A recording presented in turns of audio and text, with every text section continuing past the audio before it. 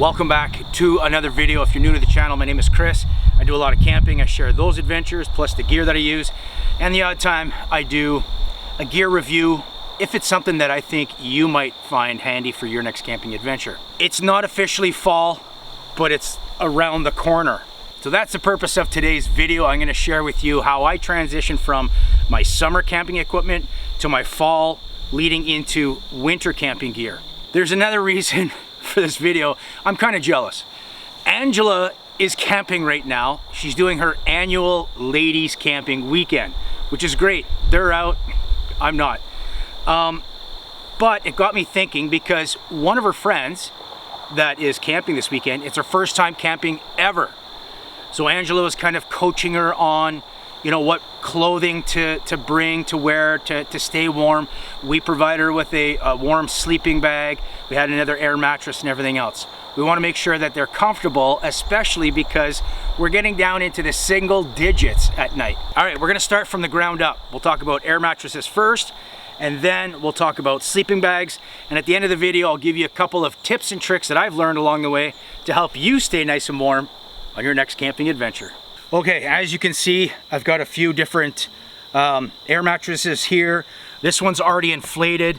This one's about probably 20 years old. It does not leak. It's a Thermarest brand you may have heard of, pretty popular, been around for a long time. The reason why this one's not rolled up is because the self-inflating part of it, the foam, if you keep them rolled up, stored away, it gets harder and harder for them to self-inflate. So this one I've left inflated. These ones I wanted to show you the size difference, otherwise all these would be left inflated, standing up somewhere, and that's the way you should store your air mattresses. So let's start with the summer and then we'll work our way into fall, which leads into winter. This is an air mattress. You may have seen my videos before. You know this one is super lightweight, compact, and I typically use this one in my hammock or my hammock tent. All right, we'll quickly get these blown up just so I can show you the difference. And we're gonna use our little max pump here. Guys, check this out. This is the Max Pump 3 by Flextail. This thing is a beast. It's a pump as well as a lantern.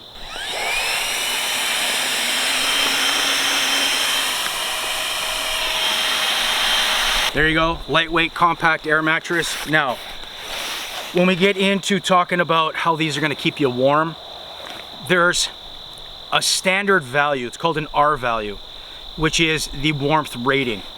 And I won't get into too much detail of those specs, but that's the consideration going into colder weather. Just because the air mattress is thicker does not mean that it's gonna keep you warm. It depends on what's inside the air mattress itself to reflect the cold and to trap the heat on top, all right? These have become quite popular. This pocket style, and this is actually really comfortable. And the reason why I like this one, you can see it contours, because then it fits in a hammock really well. It's actually surprisingly comfortable for a little small pocket air mattress. And this would be a go-to for canoe camping, something really lightweight. And is this gonna provide you insulation? No, it's not, but it is gonna provide you some comfort. So that's summer, warm, lightweight, but that's not gonna keep you warm in the winter, all right? So next, I will put a link for all of these in the description below if you're interested in any of these products, okay? This one is made by One Tigress. This is called the Light Dream, and the reason why I got this air mattress was because I got the winter version of it last winter, and it was so warm and comfortable that it drew me to a lighter, thinner summer mattress just because of how good the quality was. Now, this is a self-inflating mattress. The company claims it'll inflate to, I think, 70% within the first however many minutes. That's not true with this one or the winter one. It takes longer than that, and you do have to inflate the rest of it. So what we'll do is keep going. We'll use the pump.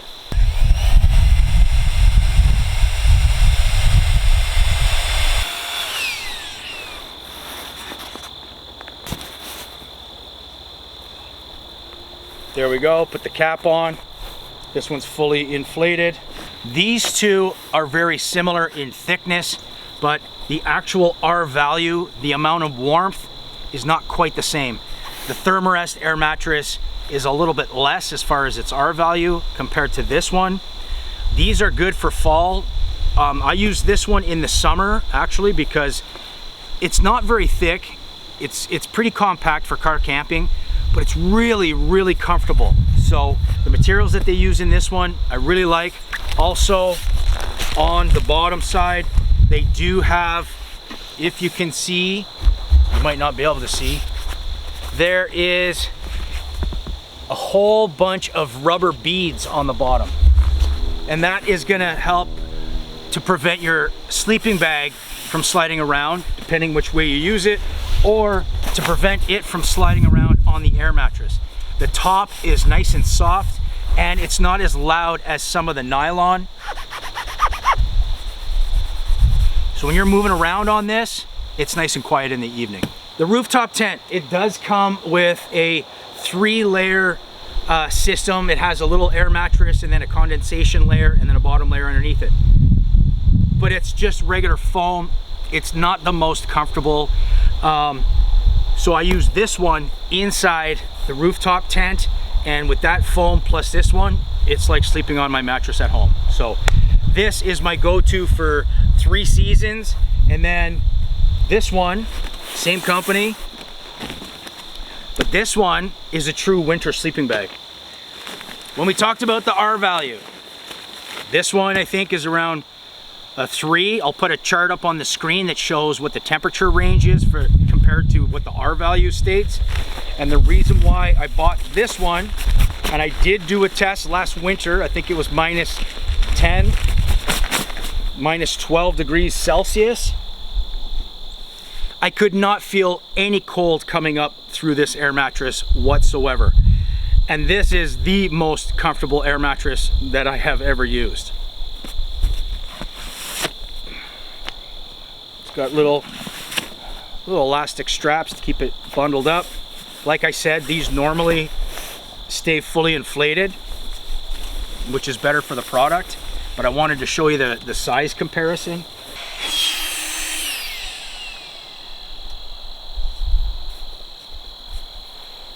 This thing is a beast, guys. Now you can see the difference of the thickness. This one has an R value over 6, which is good to -15. When you get to those temperatures, it's going to be a combination of what you're sleeping on and what you're sleeping in, as well as the clothing that you're wearing.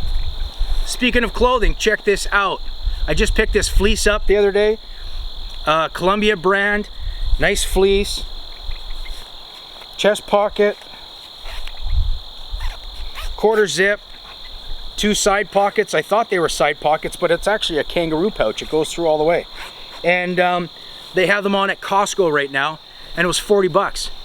Really well made, good quality, super comfortable, perfect for this time of year. So if you're looking, they have these fleece sweaters by Columbia on at Costco. No, I'm not sponsored by Columbia or by Costco, but really nice piece of gear for a decent price. There's a selection of colors. Yeah, there you go. All right, let's talk about sleeping bags. So we've already talked about the insulation from the ground up. Now let's talk about what's gonna keep you warm inside your tent. We'll start with summer.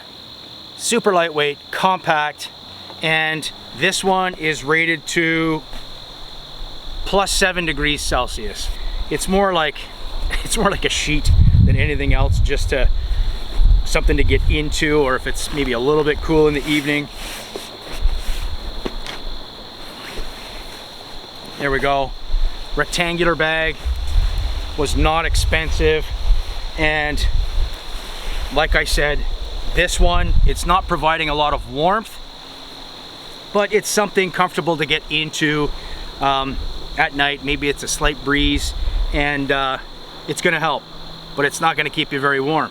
This is summer sleeping bag, and this particular one, you can unzip it all the way and then use it just as a blanket if you want. And as you can see, this is a rectangular shape, as opposed to a mummy sleeping bag. There you go. Lightweight, not expensive, but it's not going to keep you warm. I would not be using this one at this time of the year just because it says that it's good to +7 degrees. And the temperature forecast is to go down to 7 degrees. You're going to want a warmer sleeping bag than that. Going into fall, this is the sleeping bag that I'm using right now.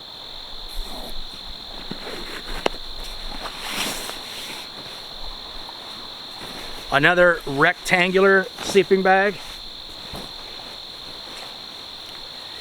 Got the nylon on the outside, and then the inside you have this nice soft fabric, so it's nice against your skin.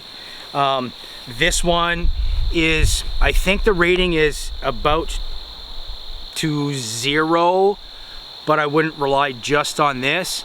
I also have, which I'm going to show you, that comes in really handy, is a down blanket. I can still use the medium thickness fall air mattress, this one here, and then the clothing that I'm wearing is going to keep me warm for those nights where you're getting down into single digit. Before I show you the winter sleeping bag, I wanted to show you this down blanket, okay? Now, I leave this folded on a coat hanger hanging up in the closet rather than storing it in the stuff sack, which is tiny, so you can imagine that's the size of it. Lightweight, super compact. You don't want to leave down stored, packed away, because you want the feathers to stay, we'll just say, fluffy. You want the loft to be there. That's what's going to provide the warmth.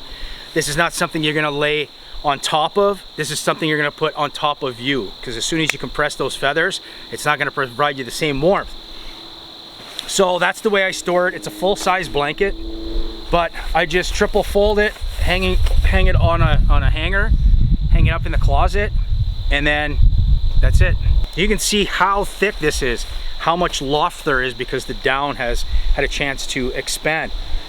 I use this with my other sleeping bag, and all I do is, instead of throwing this on top of the sleeping bag, because in the middle of the night it's just gonna slide right off, I tuck this into the sleeping bag. Then I can move it around on my shoulders or over my head or my face if it gets really cold out. This is gonna add significant warmth to the sleeping bag that you're already using. Now we're going down below freezing.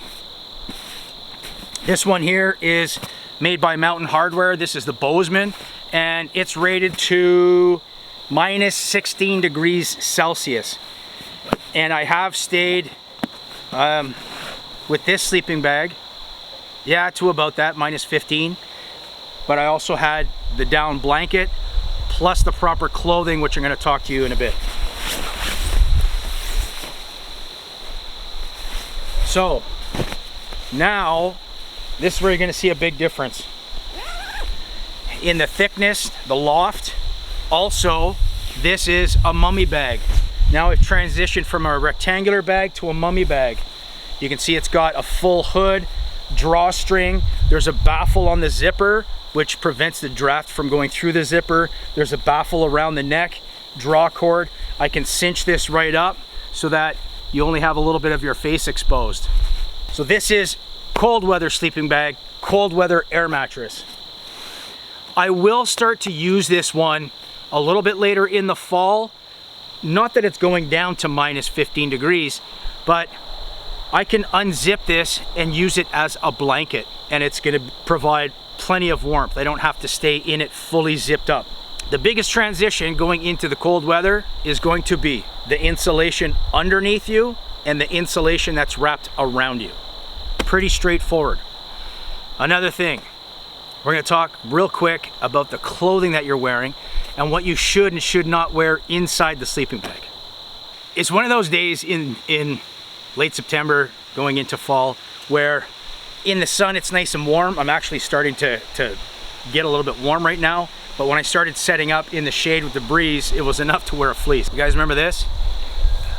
Adventure Chris TV. That was the original channel name for some of you that have been around for a while. Okay, last thing I want to talk to you about is what to wear going into fall. I started getting a little bit warm and sweaty. This is a cotton shirt, so it's probably a little bit damp because I was getting warm. The problem if you wear cotton in the fall and you get cool temperatures, cotton is not going to keep you warm, especially if it gets damp. I start to transition at this time of year, and at night I'll start to wear my base layers that are a synthetic blend or wool. So this is a zip neck, just like my sweater was. This is merino wool. It's a lightweight long sleeve, and this is what I'll wear, you know, after dinner, the sun goes down, you've got your campfire going, and to keep you warm, this is what I wear. Do not wear cotton. Now, I've said it before and I'll say it again, dry is warm. If you go to sleep with anything damp in the middle of the night and the temperatures drop, you're gonna catch a chill, which could be hard to get rid of. What you should have, the most you should be wearing, is a base layer. The sleeping bag should be rated warm enough, not wearing extra layers of clothing. For myself, there's a little beanie. This one is merino wool beanie, and then I've got a combination light nylon fleece right here, a lighter one. And the reason being is I don't have a full head of hair up top. So just this alone is gonna keep me way warmer than if I didn't have a hat or anything on at all. Thicker air mattress does not always mean warmer. Make sure that you look at what it's rated to. Down blanket, that makes a huge difference. I used that one in combination with this winter sleeping bag, and I was so cozy. It was perfect. Clothing layers, switch from cottons, get into either synthetics or into wool base layer. That's gonna keep you nice and dry is going to be warm. Last thing, I'll share with you a couple little tricks that I've learned over the years to help you stay nice and warm and cozy on your next camping trip. Because when you crawl into your sleeping bag, the sleeping bag's gonna be chilly. Get yourself a leak-proof water bottle. This one is a Nalgene brand. I have a few of these, but as long as it's something that is leak-proof. Fill it with warm to hot water, not boiling water. And the reason is, with boiling water, cause it to expand and contract, and you could end up having a little bit of a leak, and you don't want the water leaking out into your sleeping bag in the middle of the night. Toss one down to the foot end, and then right about the middle section. And when I crawled in, this was nice and warm around my feet. The one in the middle of the sleeping bag, I could put it maybe on my lower back or on my side to keep warm. Also, that way you're not gonna end up with frozen water bottles in the morning when you wanna make your camp coffee. Well, there you go, guys. I'm gonna wrap this one up. I hope you enjoyed this video. There's tons of time to get out there going camping. Just look at the forecast and see what it's gonna be. When you start getting down into single digits overnight is when you really gotta consider what you're wearing when you're going to sleep, and then how warm is your sleeping bag gonna be. All right, gonna wrap this one up. So I wanna say thank you for watching. Like I said, I'm not sponsored by any of these companies. I pay for all of this gear myself. So if you could help the channel out, give this video a thumbs up. Subscribe, it's free to subscribe if you like this content with camping adventures and camping gear. You know, it really helps the channel out. I've never claimed to be an expert. I've just been camping my entire life, and I'm just sharing that with you because I want you to get out and enjoy some more camping, especially in the fall. It's the best time to go. All right, that's it. Time to pack up and get ready for the next.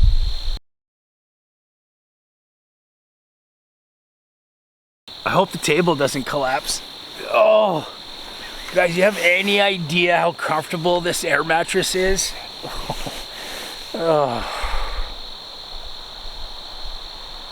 I'll put a link in the description below. See you in the next video.